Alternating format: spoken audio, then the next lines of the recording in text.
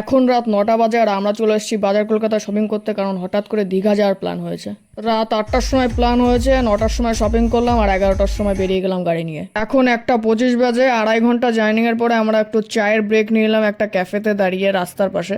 ভোর 5টা 25, টানা 4 ঘন্টা গাড়ির ভেতরে থাকার পর একটু রোডের পাশে গাড়ি দাঁড় করে রেস্ট নেওয়া হচ্ছে। যেহেতু ড্রাইভার একাই গাড়ি চালাচ্ছিল তাই সারা রাত আমি কাউকে ঘুমোতেও দিইনি আর নিজেও ঘুমাইনি। আবার শুরু যায়নি আর ঠিক 1 ঘন্টা পর 6টা 25-এর সময় আমরা পৌঁছালাম দীঘার মন্দারমণি বিচে। এত সকালে বিচের ওয়েদার দারুণ লাগছিল। আমার ভাই আর বন্ধু মিলে লাল কাঁকড়া ধরে নিয়ে চলে এসছে।